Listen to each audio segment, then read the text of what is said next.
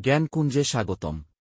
এখানে সময়ের মূল্য, জীবনের গভীর অর্থ এবং আত্মোন্নয়নের পথে জ্ঞানের আলো ছড়ানো হয়। আসুন জীবনকে নতুনভাবে দেখি। এই লেখাটি সময়ের গুরুত্ব এবং মানব জীবনে এর প্রভাব নিয়ে একটি গভীর চিন্তাপ্রসূত রচনা। আমাদের প্রয়োজন কেবল মিনিটগুলোর যত্ন নেওয়া, ঘণ্টাগুলো নিজেই নিজের যত্ন নিয়ে নেবে। সময় চলমান, সে কখনো থামতে জানে না, ক্লান্ত হয় না, বিশ্রামও নেয় না, সে আপন গতিতে সদা চলমান।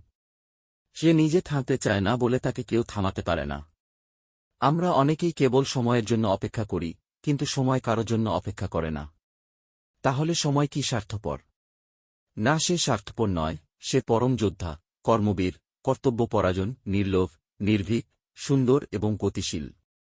কেউ আটকাতে চাইলেও তার গতির জন্য তাকে আটকাতে পারে না। সে নির্লোভ, তাই কোনো লোভ তাকে স্পর্শ করতে পারে না। সে সব বাধা কাটিয়ে এগিয়ে